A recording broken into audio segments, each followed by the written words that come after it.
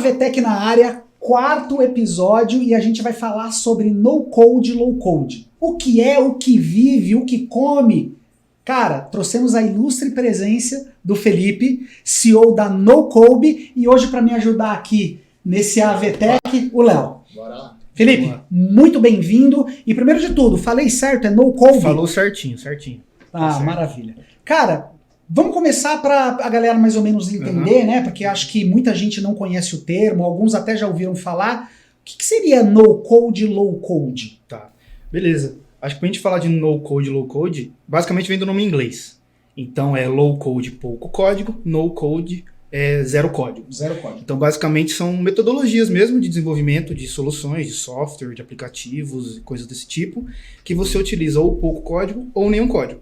É meio que até tipo, o pessoal meio que discute até onde vai o no, até onde vai o low, porque sempre tem um códigozinho ali atrás que você vai ter que fazer, ou sempre tem algum tipo de algum input que você faz, ou é sempre um monte de if que você tem que ficar na sua cabeça para você fazer as soluções, mas via de regra é isso. Então quando você fala de low code, são as soluções que você ainda tem que codar um pouco, não é só o drag and drop, e a no code é realmente drag and drop. Drag and drop é você pegar o que você quer colocar lá na tela e jogar na tela com o mouse, né? Arrastar então e você vai soltar. criando, arrastando e soltando, exatamente. Essa de ferramenta de drag and drop é como se fosse, acho que é o Sketch, não é? Tem um esquema de você programar assim, não era?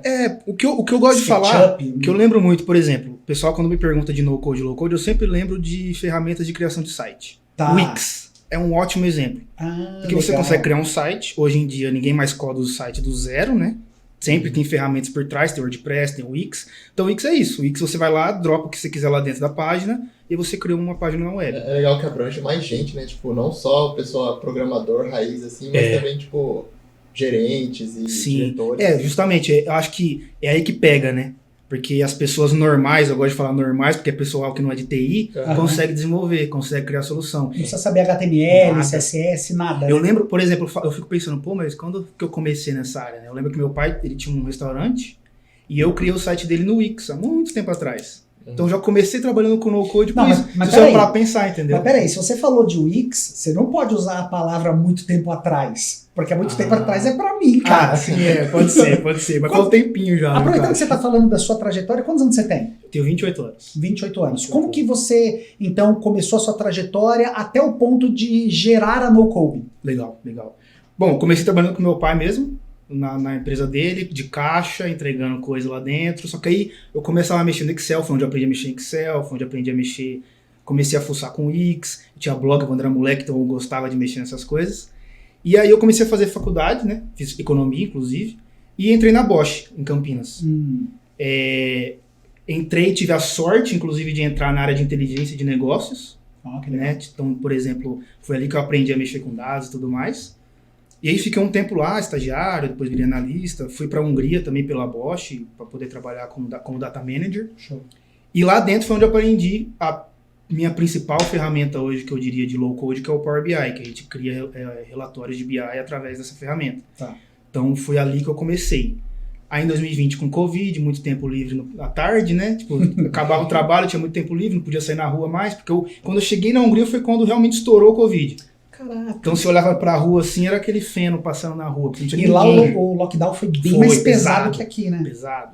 Então, aí eu comecei a fazer freela, cara. Fui atendendo por plataforma de freela, fui gostando. Com Power BI? Com Power BI, 100% Power BI. Eu, inclusive, aprendi Power BI e hoje eu considero que essa é a ferramenta que eu sou mais, né, tipo, que eu tenho mais experiência e tal. E foi 100% com Power BI, fazendo freela. Foi dando certo, fui gostando, os clientes foram pedindo coisa a mais, de automatização, de talvez criar um sisteminha de inserção de dados aqui e ali. Aí eu falei, bom, aí tem alguma coisa, né? E aí foi aí que eu decidi sair da Bosch, que eu ainda estava na Bosch, né, trabalhando como freela também. Aí eu decidi sair da Bosch e abrir a empresa e focar 100% Empreender. Exatamente. Maravilha. Esse mundo aí, meio doido. E vocês se conhecem já há um tempinho aí, né? Quanto tempo, Léo? Eu acho que Tô com quentinha, né? 21 Que eu chamo de quentinha. Vamos abrir aqui o jogo. Cartas na mesa. Pelo restaurante. Mas acho que foi Fundamental, né? Sexta série, eu quentinha por causa do restaurante. Então. O nome do restaurante era Aí quentinha, ficou quentes. Curtou, foi diminuindo. Aí você tem que ficar explicando. Bom, então, né? É quente, porque na verdade vem de quentinha, porque na verdade você vai... Apelidos, né, cara? Apelidos. Bom, mas foi fundamental, né? Sexta série, eu acho. Caraca, faz muito tempo, então. E é engraçado que a gente separou de escola na oitava, eu acho, né? E mesmo assim a gente ainda troca ideia. Porque aí você foi pra lado de economia, você já foi mais pra um lado de estatística, matemática, eu continuei etc. na mesma escola que a gente estudava, você veio pra Campinas. A gente continuou em Hortolândia, eu vim pra Campinas. Fazer técnico aqui. Aí... Verdade. Mas depois a gente voltou a se falar, né? Voltou a se falar. É verdade. A gente foi pra economia, foi pra estatística. Maravilha. Bom, histórias contadas então. Vamos voltar pro ponto lá que você parou, que era a parte de no-code, low-code. Você falou das caixinhas do drag and drop. Isso. Beleza, já tá, acho que todo mundo já vai ter mais ou menos uma noção do que é no-code e low-code. Mas como que tá a questão da aceitação, sabe? Impacto, tá sendo fácil implantar isso em empresas, as empresas estão pedindo? Como que tá o mercado hoje, o sentimento do mercado para essa tecnologia? Legal. Cara, eu acho que tá melhorando bastante, viu? Tem muita empresa grande que tá investindo nisso. Então, a gente pode falar daqui a pouco, mas a Microsoft, o foco dela... Eu até fui num evento esses dias da Microsoft, da comunidade, e o cabeça da Power Platform lá, tava lá. Power Platform é o stack de soluções low-code da Microsoft. E tem nada a ver com Power BI? Tem, Power BI faz parte. E o foco da Microsoft nesses próximos anos é Power Platform, é desenvolvimento low-code. Então é bem legal ver uma empresa dessa focando nisso. Então a gente começa a perceber que as empresas estão começando a ver com outros olhos, principalmente porque a gente vê que tem dificuldade de mão de obra ainda para conseguir pessoal de TI, especializado. Né? Então, por exemplo, às vezes são soluções simples que as pessoas precisam, que é aquele Citizen Developer faz, né, que eles chamam de Citizen Developer. Então é um desenvolvedor que não é de TI. É um cara de analista de controladoria que pega para fazer e faz a solução para ele. Então entra muito nesse ponto. Até porque ele sabe da dor, então ele vai bem direcionado, né? Exato, para isso que existe. Porque aí ele não precisa ficar ensinando o cara de TI sobre o business e mostrando e falando quais são as regras de negócios. Lógico, tem esse ponto ainda. Mas ele faz sozinho, desenvolve lá e põe a solução que ele precisa pro dia a dia dele. Então a gente percebe que está tendo bastante empresa grande que estão começando a usar essas ferramentas justamente por causa disso. Porque é mais fácil de ser utilizada, você não precisa de uma pessoa muito técnica lá para poder... É assim, né? Não precisa de uma pessoa técnica para começar, né? Lógico que depois começa a ficar algumas coisas um pouco mais complexas, aí você precisa de alguém um pouco mais especializado. Mas aí a gente já parte para uma questão de produto, exato, né? Aí você vai ter os desenvolvedores tradicionais, etc. Mas assim, o início do low e do no-code, por exemplo, o foco da própria Microsoft e tudo mais, é no Citizen Developer. É no cara lá que não sabe nada de TI e precisa de uma solução para a controladoria, porque eu estou na controladoria. É isso. Então isso é bem legal e a gente vê que as empresas estão cada vez mais aceitando essas ferramentas. E você falou também, né, que você tem essa experiência internacional e nacional. Nessa parte de low-code e no-code, você sente alguma diferença entre esses dois mercados? No Brasil, o pessoal tem uma aceitação diferente, está saindo mais no exterior? Ou estão avançando mesmo tanto, sabe? Eu acho que estão avançando bem parecido. Lógico que muitas coisas no exterior estão, às vezes, sempre na nossa frente, porque as ferramentas são de lá. Então, por exemplo, comunidade de lá, às vezes, é maior. Com exceção do Power BI, inclusive. Né? Fun fact, a comunidade maior do mundo de Power BI está aqui no Brasil. É BR. É BR, o que é legal. Isso mostra que brasileiro gosta de solucionar problema, né, cara? Tipo, é aquele negócio, eu dou meu jeito, eu tento fazer um negócio. Então a gente vê que a galera gosta de usar. Mas lá fora também estão usando bastante, principalmente outras ferramentas também que tem por aí, sabe? A gente vê, muita gente negligenciando a comunidade brasileira, às vezes olhando pra fora, mas, a gente tem Claro que tem um histórico lá de fora, então às vezes você não acha na comunidade procurando em português, você vai procurar em inglês e você acha. Sim. Mas a comunidade de gente usando, de usuários de Power BI, de pessoas realmente fazendo download da ferramenta, é aqui. Então isso é bem legal. Caraca, que interessante. É um dado que eu não fazia ideia. Foi o próprio Marcondes que falou, inclusive, lá no evento que eu fui lá da Microsoft. Bacana. Então, é legal. Como que eu começo a pensar nesse mundo, tipo assim, qual que é o kick-off, sabe? Qual que é o pontapé inicial aí pra eu falar, deixa eu ver as ferramentas, não pra de repente, eu gosto muito de codar, sabe? Eu acho que também tem aquele público da raiz que fala assim, cara, não quero deixar de codar nunca, fazer minhas linhas e tal. Mas para algumas soluções, até mesmo para você ter conhecimento nisso e conseguir ensinar outras pessoas, Qual que é o caminho aí? Qual que você dá pelo menos pra gente startar, sabe? Pra onde a gente pode começar? Então, cara, sempre vai começar pelo problema, eu acho, né? Porque, por exemplo, a gente sempre chega em empresa e tem muita coisa Excel, por exemplo. Eu sempre falo, cara, se você tem uma planilhazinha Excel que você precisa manter algum processo ali dentro, pode se tornar um aplicativo interno, um aplicativo empresarial para o seu time. Então, acho que sempre começa no problema, você começa a ver quais ferramentas podem te ajudar ali. Uhum. Simples. Eu tenho um relatório em Excel que todo mês eu tenho que atualizar. Pô, uso o Power BI ou outra ferramenta de BI.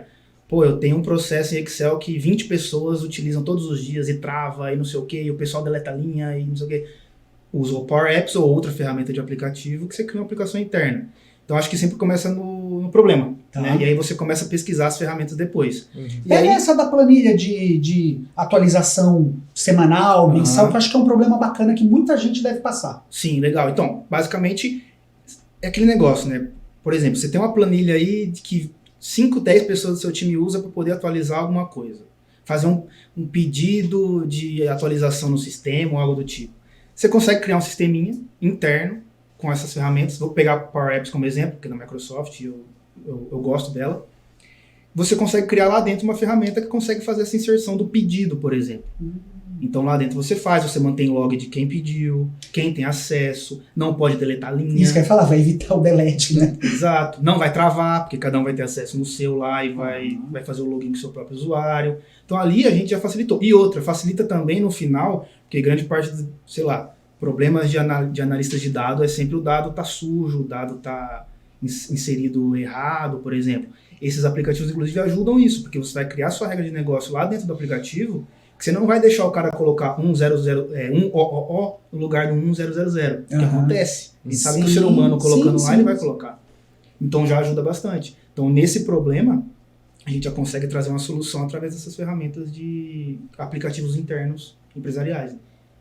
A própria NoCode, você tem algo na sua plataforma, um site, ou até mesmo em contratação, ou algum trial que alguém consiga acessar, fazer algum tipo de estudo, entender, conhecer como funciona uma ferramenta no-code, low-code? Sim, a gente tem um portfólio que a gente mostra, principalmente relatórios que a gente tem automatizados, né?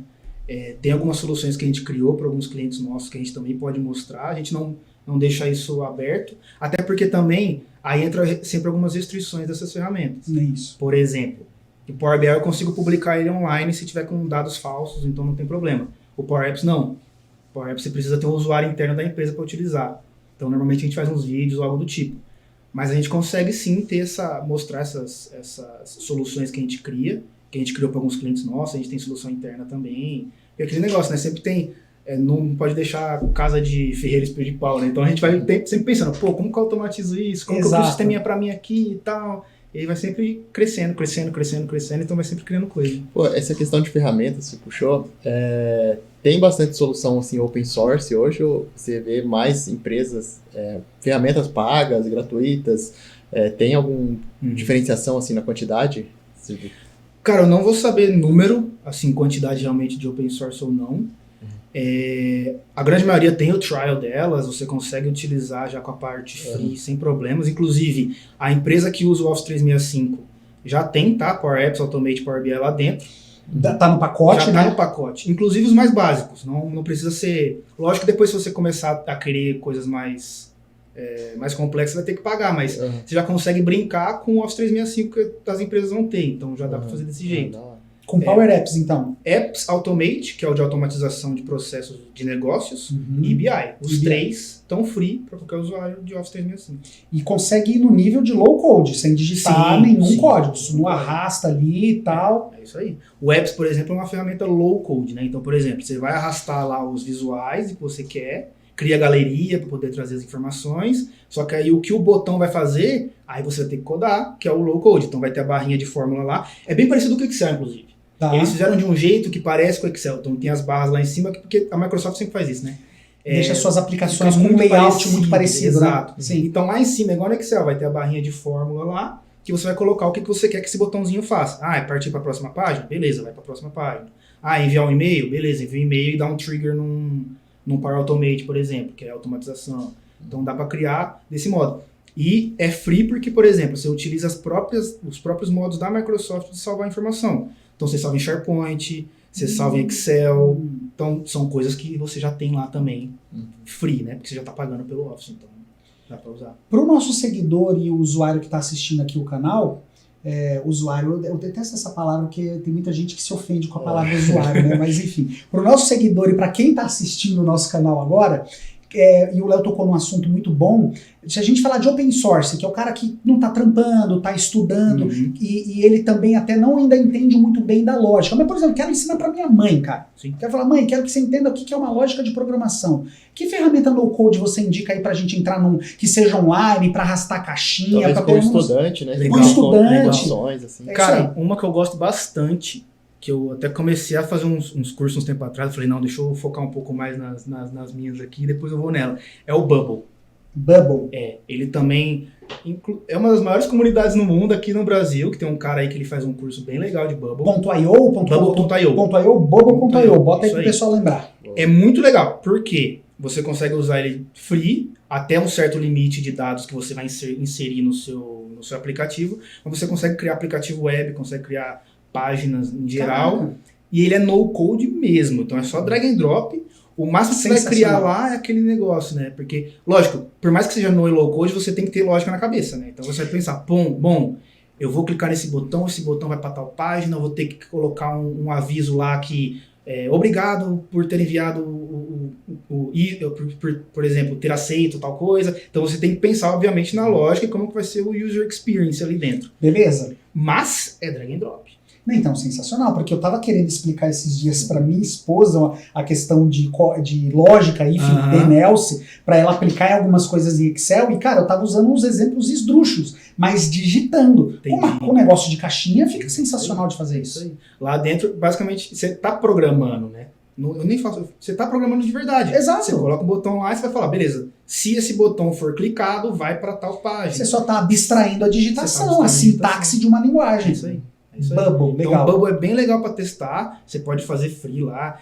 Quando eu tava fazendo, eu criei uns aplicativozinhos para mim também, para controle de treino na academia, por exemplo. Mas tu consegue exportar depois o APK para poder... Então, do Bubble você consegue depois chegar a um nível que você tenha toda a inteligência ali por trás, mas tem alguns que já não liberam.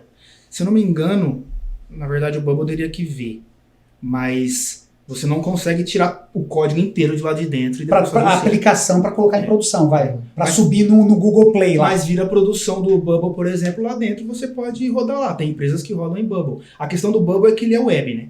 Então você não vai poder fazer download no seu celular pelo App Store, por exemplo. Você tem que acessar via navegador.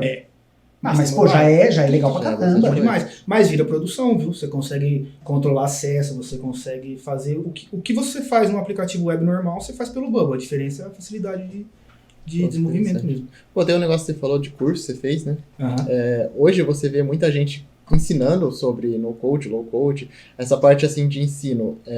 Tem bastante gente que consegue auxiliar uma pessoa que está entrando agora. Se tem, é mais internacional, ou tem pessoas ensinando no Brasil também? Cara, no Brasil tem a comunidade da Power Platform inteira que é boa, no lado da Microsoft. Do lado do Bubble, que eu conheço também, já tá com uma comunidade bem grande. Então é aquele negócio, né? Você compra o curso e você entra na comunidade também. Ou você procura no próprio Google. Então assim, tem bastante coisa no YouTube. Então tá bem legal, principalmente dessas duas ferramentas, que o Bubble também é um dos mais conhecidos, né? Aí lógico que vai ter algumas outras aí que já não são tão conhecidas aqui no Brasil, ou que se torna muito caro aqui no Brasil, que é aquele negócio, como a maioria da ferramenta de fora, você tem que pensar em custo em dólar, né? Então aí começa a dificultar um pouco. Mas, principalmente Bubble e as da Power Platform, tem bastante gente. Essa parte que tem no YouTube, acho que é o maior professor, né? Aliás, você tem um canal do YouTube? Você divulga algumas coisas ou não? Eu não tenho canal. Eu tenho só mais no nosso LinkedIn, eu tô bastante lá, falando bastante de soluções que a gente faz, né? Mas o canal no YouTube eu não tenho ainda. Pô, divulga seu LinkedIn aí, por aí. Só procura lá, Felipe Araújo, que aí você vai me encontrar lá no LinkedIn, a gente posta bastante. Não se preocupa que a gente vai colocar depois na descrição aqui do vídeo também, vai ter legal. Toda a informação de contato do Felipe, se você quiser conhecer a empresa dele, saber o que ele fornece, vai estar tudo na descrição também. Legal. É isso aí. E resistência das empresas, tanto por parte de o core da empresa, né, diretoria, etc e tudo mais, como a parte de desenvolvedores. Tá. Você vê algum tipo de resistência para implantar ferramentas no code numa empresa? Cara, acho que depende muito da empresa. Na empresa que eu trabalhava, tinha bastante, por questões mesmo que eles sempre tentavam, sempre bloqueavam muitas ferramentas, coisas desse tipo. Então, quando a empresa já é muito grande, tem um pouco de dificuldade. A parte boa de algumas, por já estarem no Microsoft 365, é que já está lá, então você nem precisa se preocupar com isso, você só começa a usar. Outras têm um pouco sim por questão de segurança de informação, porque seus dados estão passando por outro lugar, e aí entra toda a questão de segurança da empresa. Mas, via de regra, elas vêm a parte boa disso, né? Entra também muito em você ensinar as pessoas por que isso é bom. Eu lembro muito na minha época quando a gente começou a usar Power BI lá na empresa, além da gente criar o relatório, a gente tinha que ensinar as pessoas, falar por que era legal aquele relatório, o que poderia ser feito. Então isso daí eu acho que é o papel de todo mundo que trabalha com isso. A gente falou sobre isso no nosso segundo episódio, que era a questão da construção de uma área de dados. Então a gente falou sobre cultura data-driven, falou sobre governança, entendeu? Perfeito. Que é justamente isso. É legal, eu vou disponibilizar o dado para todo mundo da companhia poder trabalhar, ter os seus próprios insights, mas como que eu controlo a saída disso? Exatamente. Então é aí que entra a preocupação das empresas nisso, né? Então você tem que meio que falar para ela, tudo bem, eu entendo a sua preocupação, mas as partes positivas também estão aí, a gente também tem que poder brincar com isso, né? Brincar com os dados que a empresa tem. Você perguntou sobre a questão dos desenvolvedores, né? Isso, a resistência desses caras. Então, eu pessoalmente nunca vi muita resistência, tá? Mas eu ouço dizer bastante que os caras mais raiz têm resistência. É aquele negócio, né? Tá roubando o meu serviço e tal. Mas você fica pensando, mas é a mesma ideia de você falar do chat GPT, sabe? Eu acho que os caras que entendem que o no e low code pode, na verdade, ajudar eles, tanto no próprio desenvolvimento dele, quanto de tirar trabalho que às vezes não faz muito sentido para eles. Esse é o ponto. É aí que entra, porque aquele negócio que a gente tá falando do analista de controladoria lá. O cara vai pedir para TI criar um sisteminha para inserir os dados. Aí fica lá em TI, porque não é um projeto grande, não é um negócio tão importante assim, sendo que eu, analista de controladoria, poderia estar lá fazendo para mim. E o mesmo cara que vai reclamar que estão roubando o trampo dele, vai reclamar que falou, me manda essas tarefas aqui, velho. É muito isso mesmo. Acho que isso que o cara não visa, né? Mas nem a proposta foi, de substituir, né? Que nem você falou. É de pegar uma outra pessoa para conseguir entender e fazer. É isso. Eu acho que tem o win-win em ambos os lados, né? Porque aí, por exemplo, vamos supor que a pessoa cria essa solução, a solução se torna algo tão legal que a empresa inteira quer usar. Aí tem duas opções. Ou você mantém na ferramenta low code, mas você precisa começar a se preocupar com governança, com performance, que aí quem vai te ajudar é o cara de TI. Ou você decide, vamos tirar então da ferramenta low code, no code e realmente fazer uma ferramenta interna. Tem essas duas opções. Então, é o win-win de ambos os modos, né? Inclusive, essas ferramentas, o próprio Bubble é legal também, que ele é muito utilizado para criar MVP para startup, justamente por causa disso. Porque startup não pode ficar esperando você desenvolver um MVP lá por meses desenvolvendo. Faz no Bubble rapidão lá para tentar entender o usuário mesmo, joga para os usuários, eles usam, testam, você vai fazendo esses testes e aí depois você realmente desenvolve já um negócio que já está mais parrudo. Não é só uma ideia, por exemplo. Vocês estão sabendo da N26, o novo banco que veio para o Brasil? Acho que é um banco alemão. Eu já ouvi falar, mas eu não sabia que ele tinha vindo do Brasil, não. Eles vieram para o Brasil aí em questão de semanas. Muito pouco, né? Faz pouco tempo que eles estão aqui. E, cara, bug atrás de bug. E eles mesmos, no próprio site deles, relatando, gente, a gente tá passando por uma fase de bug, obrigado pra quem tá relatando, etc e tudo mais. São bugs chatos, mas a gente tá resolvendo. Cara, passa a percepção que, vamos implantar como uma POC, um aplicativo, e conforme for aparecendo erro, vamos consertando e troca a roda do carro andando, entendeu? E tá seguindo. Me parece muito disso. E assim, lógico, tem aquele problema da experiência do usuário, mas ainda assim é bom porque você tá entendendo a experiência do usuário, enquanto ele está lá usando, né? E a galera de hoje tá encarando isso, a comunidade tá encarando isso como cara, eu tô participando da construção do negócio, entendeu? Faz sentido. Isso que é bacana. Faz sentido, isso é legal mesmo. E aí, falando em comunidade, o pessoal tá bastante... você falou que o Bubble tem uma comunidade muito grande, né? E a do Power BI é a maior que tem no mundo, é a brasileira, é a BR. Nessa questão de desenvolvimento de ferramentas, outras ferramentas, ou até mesmo apoio à própria Bubble, o pessoal de desenvolvimento atua muito nisso, trabalha muito nisso, ou eles ajudam mais a galera de aprender? Como que funciona? Você diz de ferramentas novas que podem Ou ferramentas novas, ou até mesmo o próprio Bubble e melhorias do Bubble, entendeu? Ah, sim, nossa, tem muita melhoria, sempre tá saindo bastante deles. Power BI todo mês tem coisa nova saindo. Você é um cara que contribui na comunidade para desenvolvimento? Cara, ou nem sobra tempo? Não muito, confesso que não muito, mas é muito legal ver a comunidade lá, você começa a conhecer o pessoal da comunidade, você vê o quanto que eles estão lá dentro, quanto que eles estão realmente ajudando, então isso é bem legal. Inclusive, por exemplo, do Power BI tem lá uma página lá na web que tem todos os pedidos das pessoas com votos para falar, pô, adiciona isso, adiciona aquilo, então a Microsoft usa isso para poder trazer a solução. E gerar prioridade. Exato, já gera prioridade dependendo de o quanto a comunidade quer. Então, isso é legal. O Bubble também, desde que eu usei, eu lembro que esses dias eu vi um vídeo de novo aí, já mudou bastante coisa dele. Então, é aquele negócio, né? Dentro da área de tecnologia está sempre mudando muito, né? E eles estão melhorando as ferramentas para elas começarem a ficar mais parrudas ainda, começarem a aguentar muito mais por questões de usuários e tudo mais, né? Então eles estão sempre melhorando, estão sempre realmente trazendo soluções nas ferramentas. Então isso é bem legal. E isso, tipo, já falando de presente, passado e futuro, então você vê que o no-code e low-code daqui uns anos vai estar aí. Cara, eu vejo que sim. Eu vejo que só tem a crescer.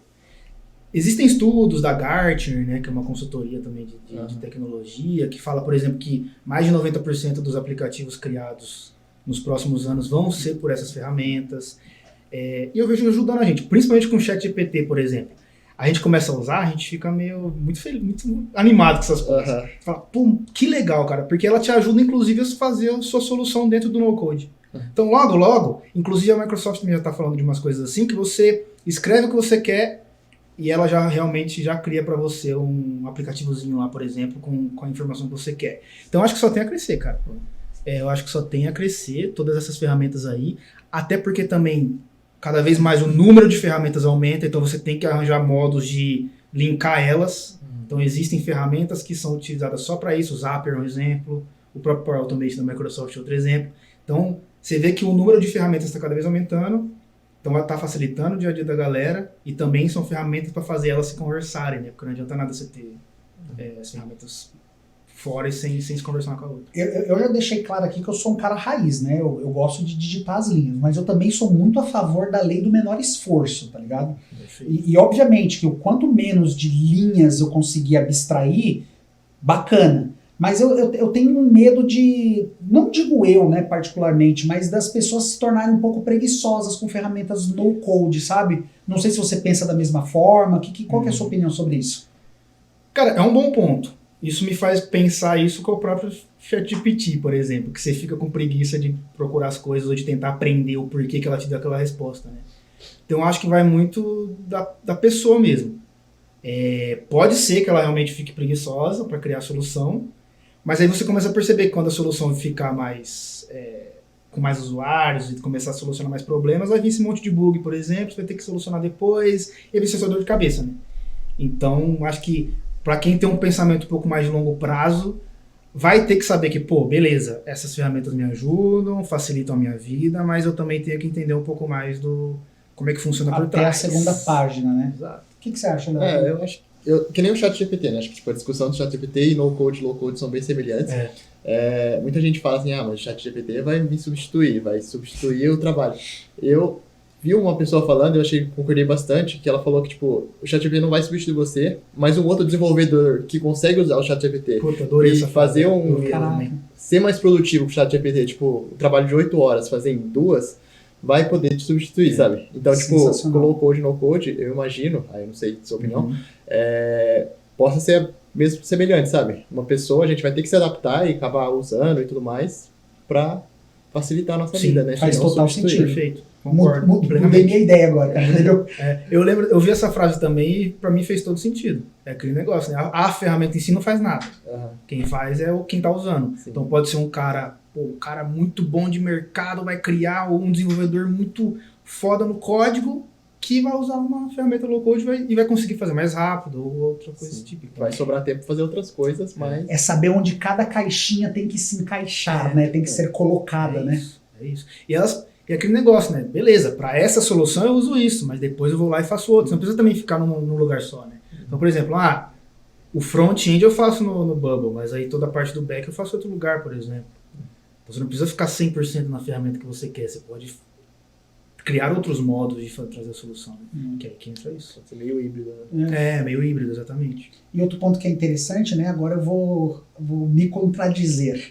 Eu utilizo o VS Code para poder codar. E, cara, é óbvio que eu utilizo o IntelliSense, utilizo o Autocomplete, que é low code, né, velho? Só que eu tô com toda a lógica do que eu quero construir na cabeça. Só que, obviamente, que, cara, é tabs atrás de tabs dando autocompletes. É isso aí. Muito perfeito. Tipo, faz todo sentido. É aquele negócio, né? Hoje em dia eu acho que é muito difícil você começar realmente do zero a desenvolver alguma coisa. Você sempre vai ter alguma coisa, algum lugar que você começa que alguém já criou em algum lugar. Vai no Stack Overflow ali. Vai no Stack Overflow, Então, assim, onde surgiu. é a produtividade, né? É a produtividade, né? Você não Acho que pode todo código tem que ter ali a parte de contribuição Stack Overflow, né? Verdade. Não, se o Stack Overflow parar um dia... Nossa, cara. A gente tem que, na verdade, ajudar a comunidade do Stack Overflow, cara. Implementar, né? Responder, né, o que você sabe, porque muitas vezes você vai lá, você busca. Mas, cara, qual o percentual de pessoas que entram no Stack Overflow para ajudar e não ser ajudado? Verdade. Então esse é o lance. Que foi a pergunta que eu te fiz, né? Quanto você está contribuindo com isso? Exato. Eu também, confesso que eu sou um cara que é 95% consumindo Stack Overflow e 5% ajudando. Precisa até de vez em quando parar para dar uma olhada lá e ver se responde algumas coisas. E nisso também você usa o Stack Overflow com a parte no code, low code? Tem bastante gente perguntando coisa lá. Eu, tipo, sempre que eu procuro, normalmente eu vou nas comunidades oficiais. Quando eu tô procurando, são sempre os primeiros links e normalmente eu encontro.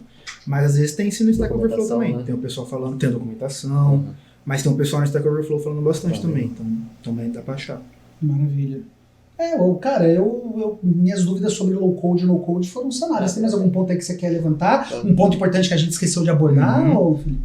Dá uma olhadinha. Eu acho que talvez uma dica, não sei se você tem, assim, pra quem quer entrar nesse mundo, quem quer entender mais sobre no code e low code. Não deixar de repente, ter uma boa noção de lógica, né? Aquela linguagem que você escolheu para você se tornar proeficiente, você ter uma boa noção da sintaxe, para aí sim, que nem eu falei, né? Eu utilizo o VS Code, cara, eu vou utilizando os autocompletes, mas eu tenho noção do que eu tô construindo, que é no Python. E outra coisa também, se é para todo mundo mesmo, se é para uma pessoa que é programadora ou uma pessoa que é advogada, sabe? Todo mundo consegue se beneficiar de no code e low code. Tá. Então, cara, eu vejo que é para todo mundo sim. Lógico que tem que ter a parte da lógica de programação na cabeça. Por exemplo, o que eu acho que me ajudou bastante foi quando eu comecei a trabalhar, a gente trabalhava muito com Excel. Muito Excel. Só que eu tinha meio que aquela lógica de tabela já, sabe? De, as dimensões dos fatos, onde eu fazia o PROC-V, que eu fazia muito PROC-V e tal. Então eu já comecei a pensar na lógica. Bom, se eu fizer isso aqui, isso vai chegar lá do outro lado, desse jeito, tal. Então me ajudou. Tanto para depois o Power BI e para os outros. Mas eu acho que pode ser sim para todo mundo. Lógico que você vai ter que ter essa parte do entendimento, mas eu acho que é muito mais criado para o Citizen Developer mesmo que eles falam. Né? Que é a pessoa que só quer a solução do problema dela. Aí aquela questão, vamos falar para ela que existe outros modos de solucionar esse problema além de estar lá anotando em algum lugar ou no Excel. Nem que seja o próprio Excel também, por que não? Mas tem outros modos, tem outras soluções, né? Então, acho que pode ser um advogado, pode ser um analista contábil, sabe? Eu acho que é assim para todo mundo. Aí, a parte do desenvolvedor raiz é aquele negócio, né? É mais uma ferramenta que ele vai ter para poder trazer a solução. Entendeu? Auxiliar. Exato, auxiliar. Perfeito. Maravilha, cara. Muito obrigado pela sua presença. Obrigado pela ajuda, Léo. Obrigado por você ter acompanhado esse novo episódio aí, o episódio de o que são ferramentas no code e low code. E fica ligado aí no nosso canal que sempre tem assuntos muito bons como esse. Obrigado, cara. Obrigadão. Obrigado, gente, pelo convite e até a próxima. Valeu. Boa.